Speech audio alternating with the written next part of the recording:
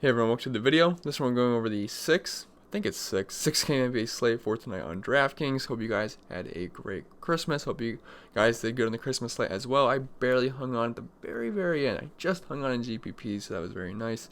Hope you guys had a good day as well. But before we continue, if you guys could leave a like, and if you're new to the channel, hit that subscribe button. Really helps me out. Really appreciate it. Also follow me on Twitter, ChrisPennell16.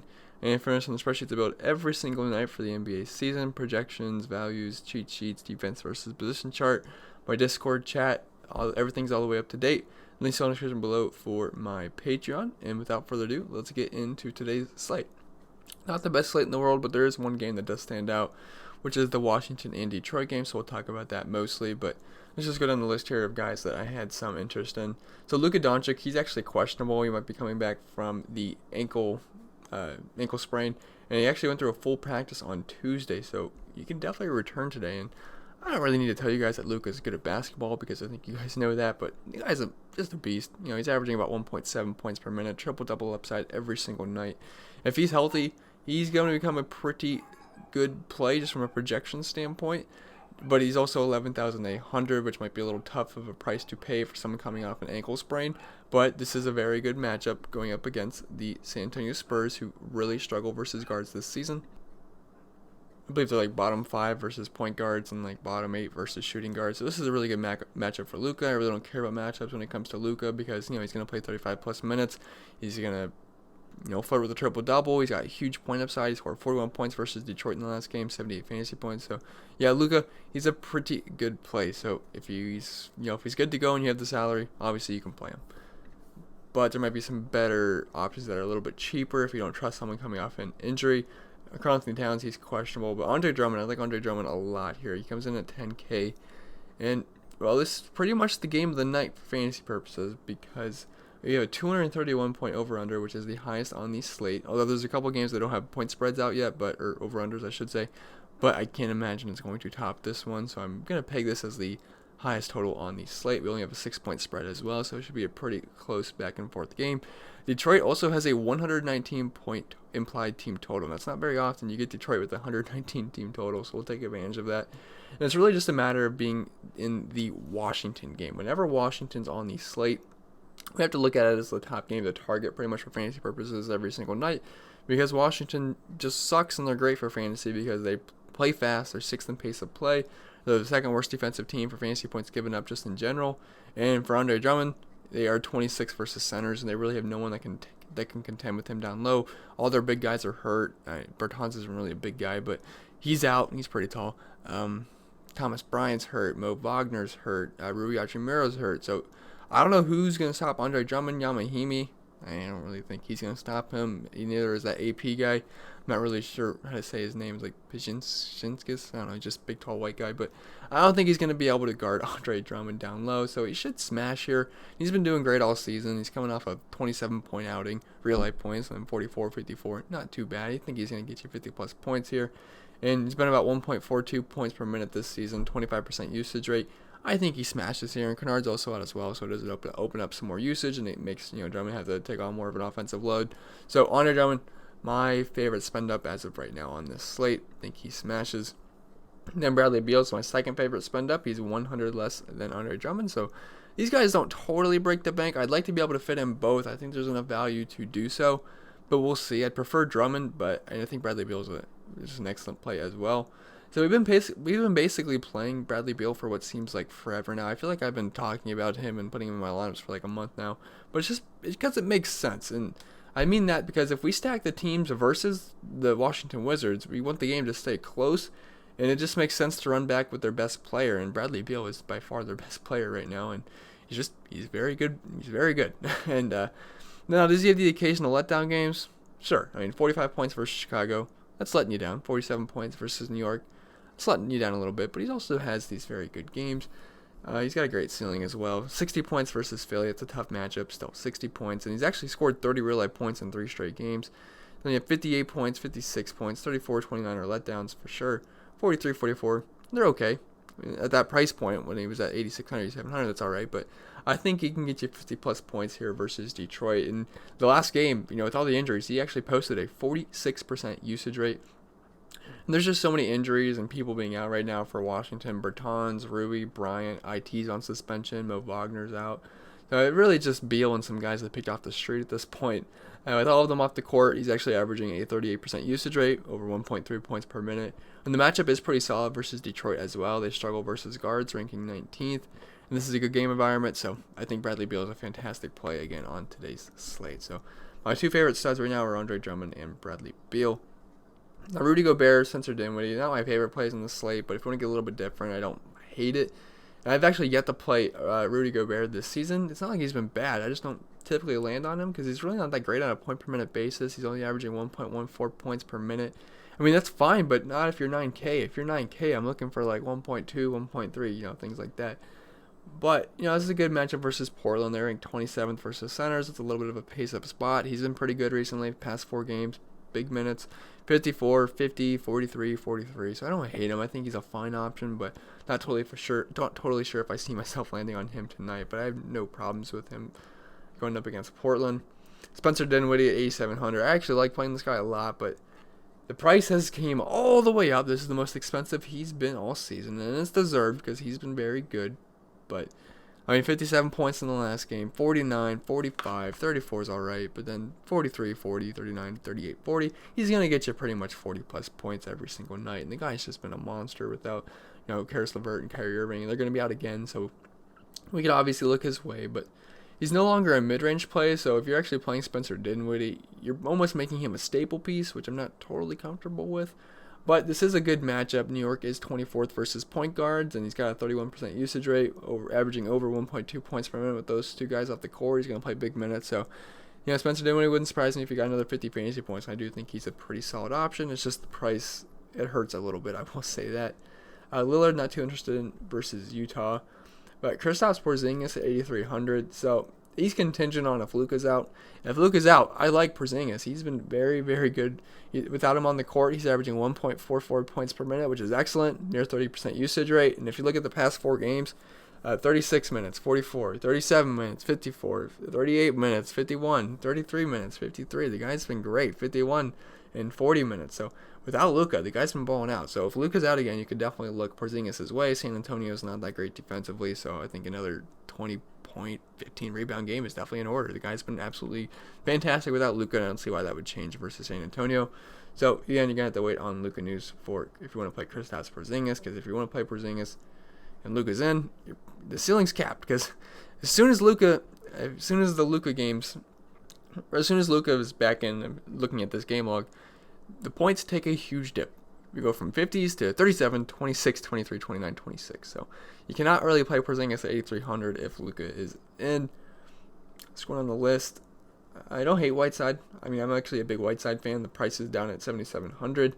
But I don't really love targeting guys versus Rudy Gobert.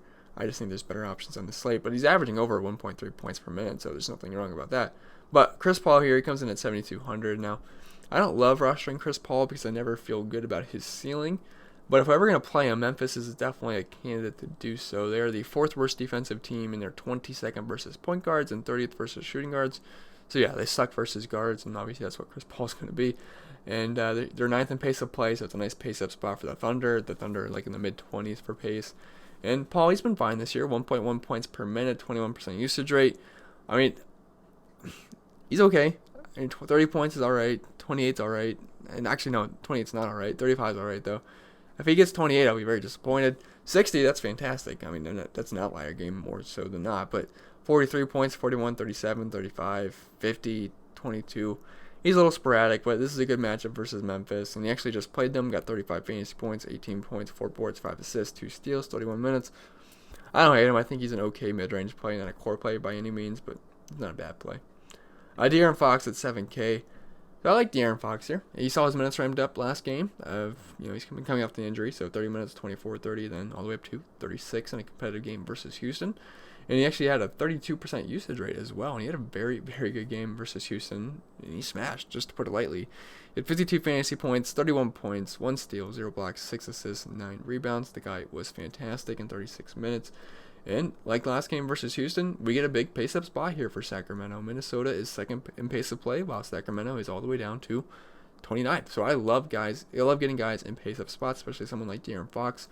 In a limited time this season, he's posting a 29% usage rate and 1.15 points per minute. So I do think he's a pretty solid mid-range play on this slate. Minnesota really struggles versus guards. I believe they're like bottom 6 in the league. So De'Aaron Fox is 7K. I think he's definitely a solid play as long as he's going to get about 35 plus minutes. So Fox definitely someone on my radar. Let's see.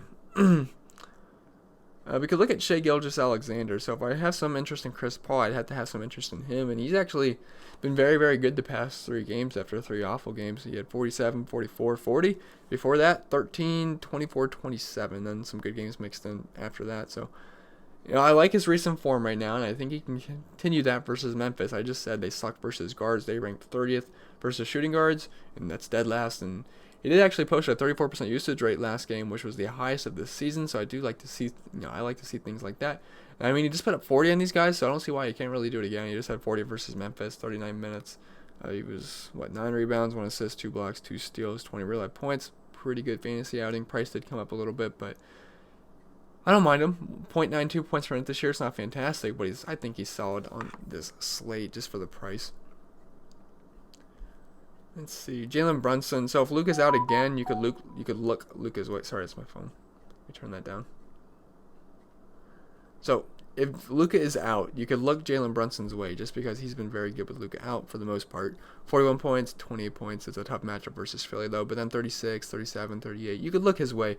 Now, he's not a value by any means, and this is actually the most expensive he's been all year. But if Luka's out, he's averaging 1.1 points per minute, 22% usage rate. That's pretty solid, and this is an elite matchup versus the Spurs. They suck versus guards. They're 25th versus point guards and 22nd versus shooting guards. So, again, if Luka's out, Jalen Brunson is a pretty solid mid-range play. I wouldn't hate using him. But it sounds like Luka could be making a comeback here, so not totally sure on the status right there. But Jared Allen, now he's always the ultimate GPP play. I would say that pretty much every single slate. I feel like there's sun coming here. Hold on, wait a second. Okay, I'm back. The sun was coming. In Ohio, we don't get a lot of sun, so the rare times we do get sun, I have to put up a block thing, because the sun comes on the green screen and it makes everything a little blotchy. So hopefully it wasn't like that too long, but. Anyway, we were talking about Jared Allen. So, yeah, Jared Allen, he's always an ultimate GPP play. You really never know what you're going to get. It can be fantastic. He's got a high ceiling. He can get you 60 points, no problem. But he can also give you a low floor with 20 points, no problem either. So, he's pretty hit or miss. But averaging 1.17 points per minute, which isn't too bad. But the minutes are definitely sporadic with the guy. It's not the best matchup down low either versus New York. But he's definitely on the GPP radar. But, like I said, 23 points in the last game, only 22 minutes. In the last game, 48 points. The game before that, 35 minutes, 41 points. 35 minutes is like very rarity for Jared Allen. That might actually be the highest he's seen all season. I don't know that off the back of my top of my head, but it might be the most we've seen all year. But he was playing pretty good in that game. He had it was the game he had 6 blocks. Brandon Ingram could not get a shot up on him. But then the game before that, Philly, 22 minutes, 19 points. So he's pretty sporadic. He's very up or down. So never really a cash game play for me unless it's like an elite matchup, and this is not an elite matchup, so I would not say he's on my cash game radar. He could definitely be on your GPP radar versus New York. I believe earlier in the season, it won't be on the game log, but I think he had 35 fantasy points versus them, so don't hate Jared Allen just in GPPs, but never really a cash game guy for me unless it's an elite matchup, like someone versus like New Orleans or Washington. See, Derrick Rose, so I don't hate him tonight, 6,400. He's very solid playing GPPs in my opinion. I wish he was a little bit cheaper, but obviously I can't change his salary. But, Kennard's already out, so that's going to be a boost for him already. And Bruce Brown is also questionable as well. And if Bruce Brown's out, that's definitely going to help Derrick Rose tonight. So, again, you're going to have to monitor the injury news on there. But if he does happen to miss, I ran the numbers with him off the court for Rose, and it's actually pretty darn good. He's averaging 1.37 points per minute. 32% usage rate. It's also an elite matchup versus Washington, and he crushed them a little big on December 16th. Now, disclaimer, that was also with Andre Drummond and Blake Griffin out, so you really can't use that as a sample, but he did score 43 fantasy points and had a pretty good game.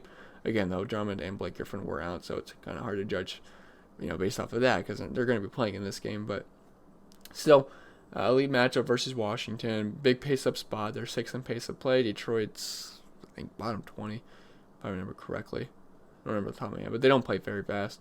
But this is the highest total on the slate, so we're going to want to attack it. Washington's 28th versus point guards. I think Derrick Rose is a pretty solid GPP play on this slate coming off the bench. Let's see, Troy Brown. So he's never going to do what he did again last game. I did have interest in him because I was running the numbers of the guys off the court, and I believe he was posting I want to say it was 1.3 points per minute, but that sounds a little high for Troy Brown, but I think that might have been correct. If it wasn't, it was over a point per minute. I know that for sure, and he had a 22% usage rate. Well, he absolutely balled out off the bench. He had 32 minutes. He played pretty much the whole second half almost once they came in. 52 fantasy points, 26 real-life points, 9 boards, 7 assists, 1 block, 1 steal. I thought he was about to get a triple-double. The guy was playing fantastic. Was 9 for 15 from the field, 2 for 4 from deep, 6 for 7 from the free throw line. Definitely had a good game, and he could be on your radar again. Now his price did come up, so I'm not really viewing him as a very good play tonight because he was in the 4.8, 5K range, but I'll play Troy Brown at that price point. But at 6,200, it becomes pretty much a risk because more than likely he's going to score like 20 fantasy points. He's not going to replicate that. So I really wouldn't chase the points here at 6,200, but he does get boosted with all those guys off the court. Let's see. Valanciunas, more of a GPP play now. He's really just hot or cold. On the bright side, he's a little warm right now. 38 points, 43, 40, 41. But before that, cold stretch, 24, 18, 18, 32, 21. Then before that, hot stretch where he was scoring like 50s, near 60s for like multiple nights in a row. But he's pretty good on a points per minute basis. Now, the minutes can be a little sporadic. 25, 30, 26, 25, 29, 19, 25, 27. Pretty sporadic, so that's why I say only a GPP play. But pretty good on a points per minute basis, 1.24 points per minute. Especially for someone at this price range, 24% usage rate. And OKC does struggle with big men, too. They rank 29th, so don't hate the Valanciunas play. And he actually did just score 40 fantasy points in 26 minutes versus them. 9 rebounds, 24 points. Just missed that double-double bonus. So Valanciunas, I think he's an okay play. Probably wouldn't play him in cash games, but GBP is definitely capable of a good game. Ish Smith, he's going to get the start again with IT being out. Last game, he played 25 minutes, had 30 fantasy points, played very well. 6,100, though. I don't really want to play Ish Smith at 6,100. Last time we played him was 4,500. That's perfectly fine. 6,100, you're pushing it a little bit. So don't have a lot of interest in Ish Smith outside of full game stacks. Barrett, that price came up a lot. Decent matchup, though, versus Brooklyn. Let's see. Gary Payton, was that the guy that had a really good game last? Yeah, 44 fantasy points in 34 minutes. He did great, and it was his debut. So, I mean, he's more of a wild card play. 5,800. He's priced up, though. So, yeah, he wasn't. I don't even think he was on DK, but he came off the bench, just absolutely balled out in 34 minutes, 11 boards, 5 assists, 6 steals, 10 points. He's not going to get 6 steals every night, but I mean, if you want to play Gary Payton, I guess you could. He's going to see minutes just because Washington's dealing with so many injuries, but I don't really feel comfortable playing 5,800 for him. He's not going to replicate that. I'll tell you that right now. Gorgie Dang, if Carlton Towns, he's priced up, so I probably don't want to look his way, but he's been very good just in the absence of Carlton Towns. Very good on a point per minute basis. Let's see. Elfrid Payton. So I do have some interest in Elfrid Payton at 5,300. I don't mind him. He's actually been playing well 5 out of his last 7 games. He's seen over 25 minutes, and he's performed well too. So the past 2 games, he saw 27 and 30. Then he got 35 and 34 fantasy points. And the games before that, 18 minutes and 20 minutes, 16 and 20 points. But then the games before that, 25, 27, 30, 26, 29, 38. Those are respectable, fantasy outings. So I don't mind Elfrid Payton here. He's actually been over a point per minute this season, 1.05 points per minute. It is a nice pace-up spot, too, as Brooklyn is 7th in pace of play, and the New York plays pretty darn slow. I think they're 24th in pace of play. This is a very good individual matchup, as Brooklyn also ranks 27th versus point guard. So Elfrid Payton, I think he's a very solid mid-range play on today's slate. Now, at this point, we can get into some of the dirt cheap value plays, and basically, when I look for value plays, I look for teams that either, if there's not any obvious value plays, I usually try to take guys off of teams that I like to target that are in one of the higher totals, or at least play pretty fast. So I got a couple of those guys. You could look at a couple of the Detroit guys. Let me see. I forget what their price tag. Langston Galloway at 3,600, and then Tony Snell, I believe. I don't remember his price. Yeah, okay, so he's 3,400. I'm not going to click on both of these guys, but I'll just click up Galloway. So you could play either of them. They should see some decent amount of minutes, and especially if Bruce Brown's out, it's going to open up some more minutes for these guys, but they should flirt with 25 or so minutes. Now, they are not good at all in the point per minute department. They're only averaging about, I think Galloway's at 0.7, which isn't terrible, and then Tony Snell's a 0.6, I think, but if you're going to see decent minutes and a good matchup versus Washington, you're definitely going to become on my radar, especially in the 3K range. So, when Bruce Brown becomes out, they're going to become a pretty solid value play. So I don't hate the idea of using them. You could also look at Tony Snell. You're pretty much just hoping they hit a couple of threes, and that's that. But, last 3 games for Tony Snell, 32, 32, 32. He doesn't really do much, though. 10 points, 22 points, 11 points. Pretty much hoping he gets a couple of threes and you get 20 fantasy points somehow. You luck your way into it. But I prefer Galloway if I had to pick one of the two, just because he's a little bit better in the point per minute department. But I think a better value play is Shabazz Napier here at 3,300. Now, he is listed as questionable due to an illness, and I actually really wanted to play him in the last game, but he ended up being out because of the illness. But the last game he actually played, he started. He got to start, got 30 minutes versus Portland, had 35 fantasy points. Now, Karl-Anthony Towns was out, so I can't, and if he's back, I can't expect his production to be the same again. But even so, he's dirt cheap at 3,300. The price actually came down, which was odd, but he drew the start, and he played well, and I don't see why he can't do it again, and the matchup's not great, but who really cares at this price? You're going to see close to 30 minutes, and you're averaging 0.95 points per minute on the season.